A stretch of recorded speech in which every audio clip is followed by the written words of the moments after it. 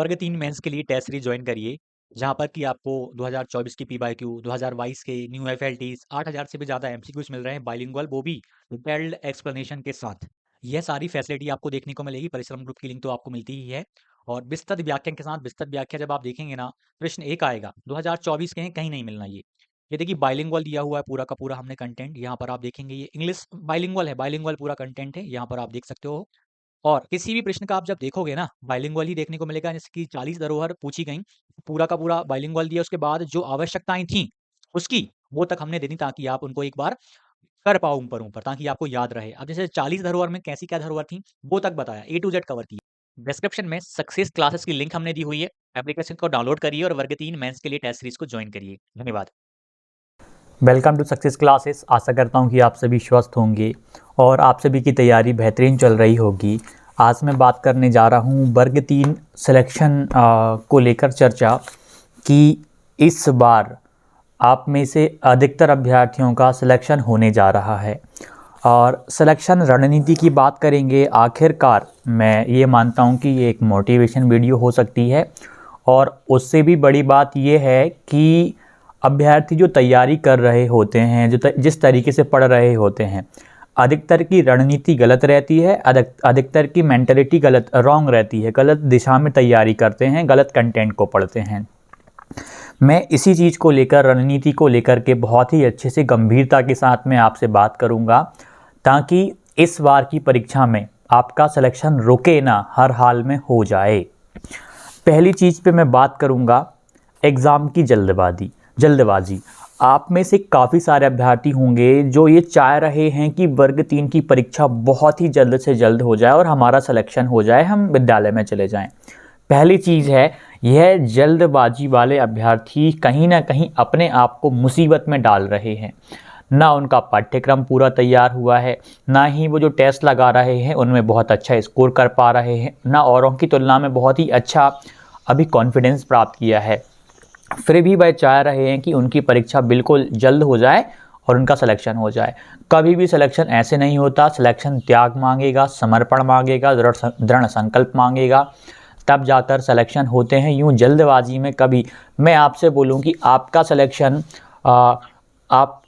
Selection मैं आपसे कहूँ कि आपकी परीक्षा 2 महीने बाद है, और मैं आपसे कहूँ कि आपकी परीक्षा 5 महीने बाद है, लेकिन एक चीज़ कन्फर्म है कि 5 महीने बाद वाली परीक्षा में आपका सिलेक्शन 100% कन्फर्म है, क्योंकि आप इतना गजब लेवल पे पढ़ लोगे, इतना अभ्यास कर लोगे, 5 महीने में आपका सिलेक्शन 100% हो जाएगा। लेकिन 2 महीने में बस परीक्षा जल्द हो जाएगी। क्या इस 2 महीने में यदि आपका सिलेक्शन नहीं हो रहा, क्या आपको मंजूर है कि इस 2 महीने की जल्दबाजी में ही आपको परीक्षा देनी है? कौन सी परीक्षा देना मंजूर होगा? जिस परीक्षा में आपका पूरा पाठ्यक्रम रेडी होगा, आपके अंदर एक आत्मविश्वास होगा कि इस बार मेरा सिलेक्शन होने ही जा रहा है, तो वो परीक्षा ज़्यादा रहेगी। तो कभी भी आप जल्दबाजी ना करिएगा। अधिकतर अभ्यर्थी बहुत जल्दबाजी करते हैं कि चलो जल्दी जल्दी पढ़ लो इस किताब को, हो गया, उसके बाद टेस्ट लगा के देखेंगे, स्कोर आता है बहुत कम, फिर डीमोटिवेशन होता है। फिर वही अभ्यर्थी मांग करते हैं परीक्षा के टाइम पे कि एग्ज़ाम की और डेट बढ़ जाए, हमें और टाइम मिल जाए। तो आप ये बड़ी गलती मत करना। दूसरी चीज़ यहाँ पर ये रहती है कि अभ्यर्थी जो प्रमाणिक पुस्तकें रहती हैं उनको पढ़ता ही नहीं। उनको लगता है कि क्या करूँगा, मैंने कोर्स लिया हुआ है, मैं केवल वहाँ से पढ़ लेता हूँ। वीडियो कोर्स से कभी भी काम नहीं चलता। आप किसी भी एक प्लेटफॉर्म पे पूर्ण रूप से विश्वास नहीं कर सकते हैं। आजकल के कंपटीशन के युग में मान लीजिए आपने कर भी लिया और उन्होंने बहुत ही श्रेष्ठता के साथ पढ़ाया भी हुआ है, लेकिन एक अभ्यर्थी वो भी है जो वहाँ से भी पढ़ रहा है, उसके बाद जो प्रमाणिक पुस्तकें हैं, एनसीईआरटी की किताबें हैं, उनको भी पढ़ रहा है, अभ्यास भी कर रहा है। तो सिलेक्शन किसका होगा? केवल उस सोर्स पे विश्वास करने वाले का होगा, या जो बाकी चीज़ों पर भी ध्यान देते हुए तैयारी कर रहा था, उस अभ्यर्थी के सिलेक्शन के चांसेस ज़्यादा रहेंगे। जो प्रमाणिक पुस्तकें, तो मैंने कहा कि प्रमाणिक पुस्तकें जैसे एनसीईआरटी हो गई, इनको आपको छोड़ना नहीं है। एनसीईआरटी की किताबों का आपको अध्ययन करना है, रीड करना है। रीड क्यों करना है? आज के समय के पेपर आपने देखे होंगे, बहुत सारे प्रश्न 50% से भी ज़्यादा प्रश्न आजकल ऐसे पूछे जाते हैं परीक्षाओं में जो आपकी समझ पर आधारित रहते हैं। याद करने वाले कम प्रश्न आपको देखने को मिल जाएंगे, और आपकी समझ कितनी अच्छी है उस पर प्रश्न आपको 50% से ज़्यादा प्रश्न आजकल देखने को मिल रहे हैं। और वह समझ है ना, कहीं से भी विकसित नहीं हो सकती। जब तक आप उन पाठ्य पुस्तकों का अध्ययन नहीं करोगे तब तक आपकी समझ विकसित नहीं होने वाली है। तो वह पुस्तकें आपकी समझ को बहुत ही अच्छे से, किस तरीके से कहानी है, कोई सा भी आप टॉपिक पढ़ रहे हो, वह चीज़ वहाँ से क्लियर होगी। यानी आपने, जिनने अभी तक एनसीईआरटी नहीं पढ़ी हैं, मैं सच कह रहा हूँ, आप एक तैयारी के लिए एक बहुत बड़ी गलती कर रहे हो। आप ऐसी भले ही कितनी भी किताबों का अध्ययन कर लेना, ये तो चलिए छोटी किताब है, ऐसी आप कितनी भी किताब लेके आ जाना, पढ़ लेना, जब तक आपकी समझ विकसित नहीं होगी तब तक आप परीक्षा में अच्छा परफॉर्म नहीं कर पाएंगे। तीसरी चीज़ का मैं आपसे कहूँ, अभ्यास का।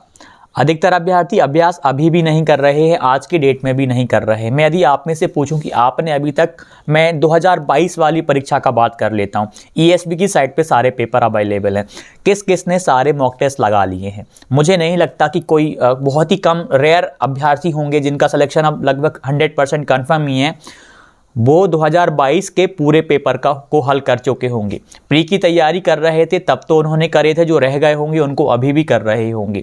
ऐसे अभ्यर्थियों का सिलेक्शन कौन रोक पाएगा। चौथे जो हैं, जो 2024 वाले प्रश्नों का भी अभी से अभ्यास कर रहे हैं, क्योंकि उनको पता है 2022 में जो परीक्षा हुई थी उनको प्रीवियस ईयर्स पेपर्स कहीं देखने को नहीं मिल रहे थे, हुआ ही नहीं था, बस 2001 वाला था, 2011 वाला था, उसको किया था उन्होंने। लेकिन आपके सामने तो इतने सारे PYQs हैं, भले ही पात्रता के क्यों ना हो, लेकिन पात्रता के जो टॉपिक्स आपके चयन में आएंगे उनके प्रश्नों का अध्ययन तो आपको, प्रैक्टिस तो PYQ से भी करनी पड़ेगी, तभी आपका काम बन पाएगा। तो यह चीज़ आपको ध्यान रखनी पड़ेगी।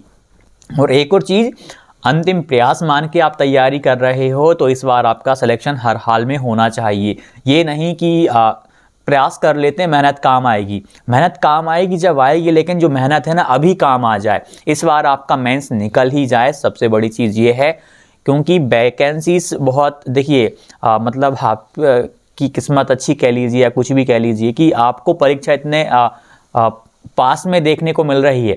अभी हुई है 2022 में, 2023 में ज्वाइनिंग हुई है, फिर आपने 2024 में पात्रता ही दे ली और 25 में आप मेंस भी देने जा रहे हैं।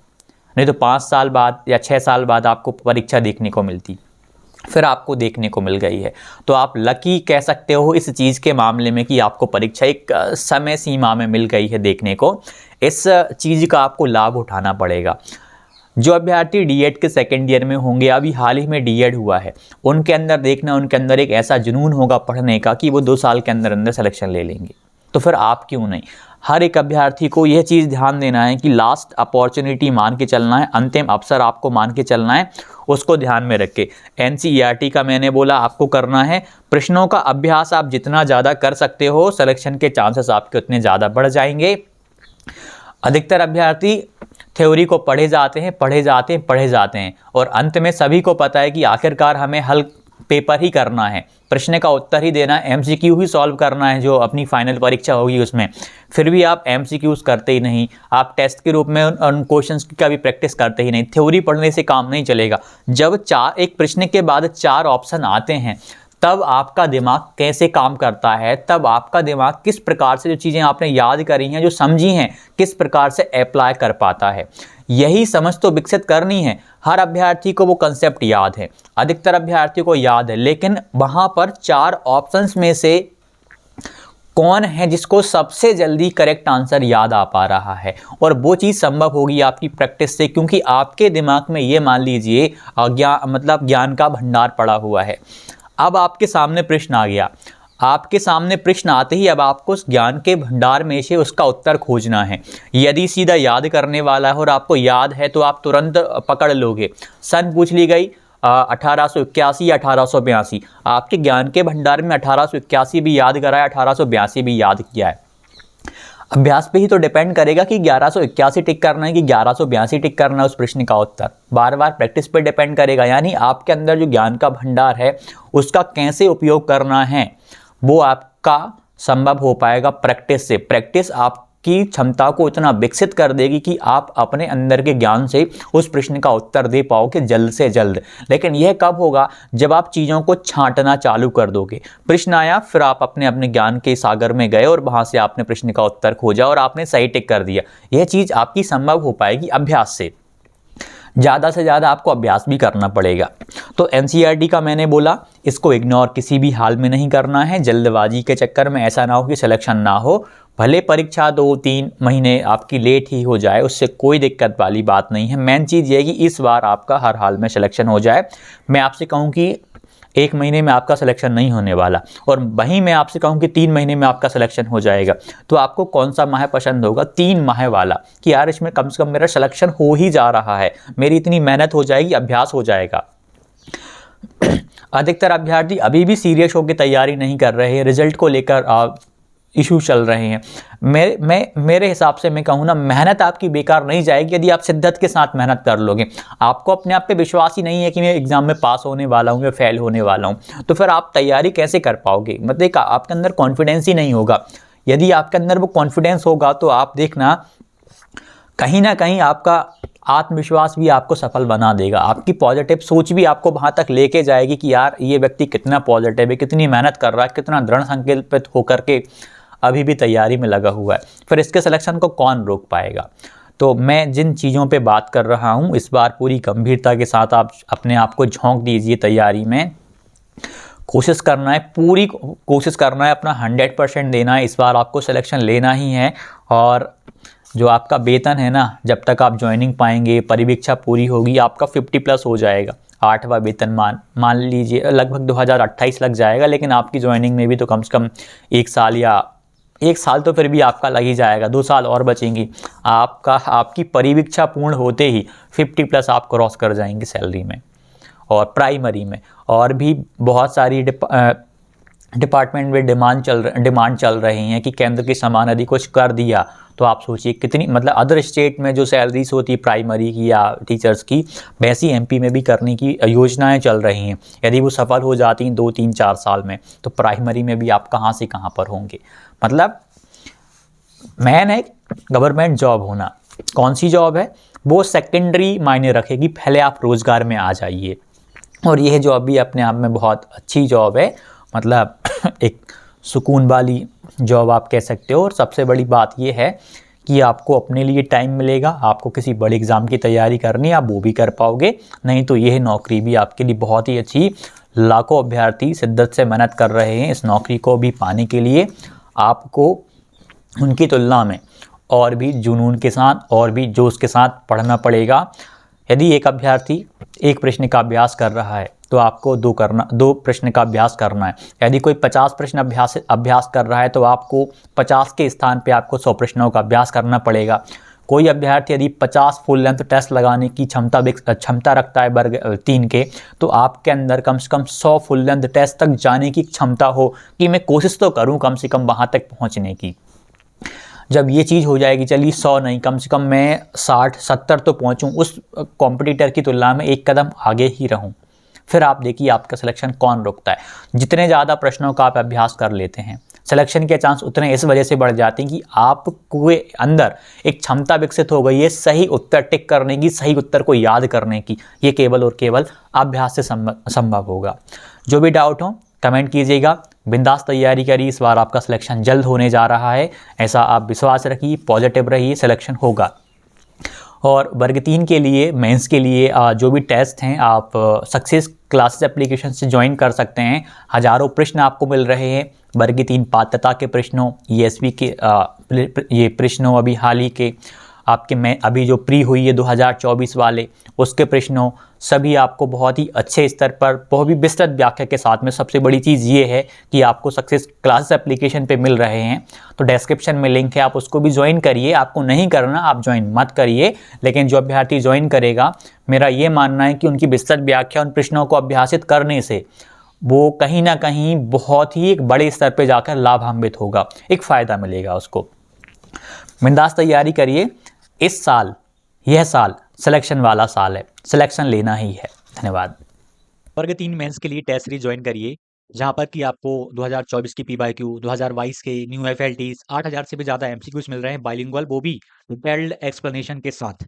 यह सारी फैसिलिटी आपको देखने को मिलेगी। परिश्रम ग्रुप की लिंक तो आपको मिलती ही है। और विस्तृत व्याख्या के साथ, विस्तृत व्याख्या जब आप देखेंगे ना, प्रश्न 1 आएगा 2024 के हैं, कहीं नहीं मिलना ये देखिए बाइलिंगुअल दिया हुआ है पूरा का पूरा हमने कंटेंट। यहाँ पर आप देखेंगे ये इंग्लिश बाइलिंगुअल है, बाइलिंगुअल पूरा कंटेंट है, यहाँ पर आप देख सकते हो।